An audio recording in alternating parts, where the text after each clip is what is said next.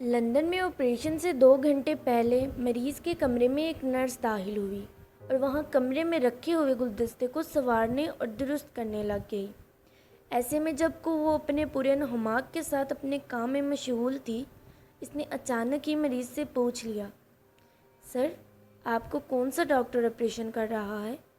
مریض نے نکاہت کی حالت میں نرس کو دیکھے بغیر ہی اچاٹ لہجے سے کہا، ڈاکٹر جپسن۔ نرس نے حیرت کے ساتھ ڈاکٹر کا نام سنا اور اپنا کام چھوڑتے ہوئے مریض کے قریب ہو کر پوچھا، سر، کیا واقعی ڈاکٹر جپسن نے آپ کا آپریشن قبول کر لیا؟ مریض نے کہا، جی، میرا آپریشن وہی کر رہے ہیں۔ نرس نے کہا، بہت ہی عجیب بات ہے، مجھے یقین نہیں آ رہا۔ مریض نے پریشان ہوتے ہوئے پوچھا، مگر اس میں ایسی کون سی عجیب بات ہے؟ نرس نے کہا، دراصل اس ڈاکٹر نے اب تک ہزاروں آپریشن کیے ہیں۔ ان کے آپریشن میں کامیابی کا تناسب 100% ہے۔ ان کی شدید مصروفیت کی بنا پر ان سے وقت لینا انتہائی دشوار کام ہے۔ میں اسی لیے حیران ہو رہی ہوں کہ آپ کو کس طرح ان سے وقت مل گیا۔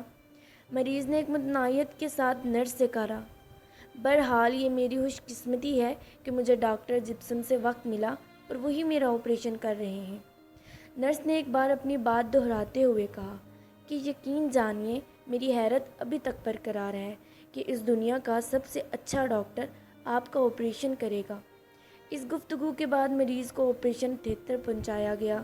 مریض کا کامیاب آپریشن ہوا اور اب مریض بغیر عافیت ہنسی خوشی اپنی زندگی گزار رہا ہے۔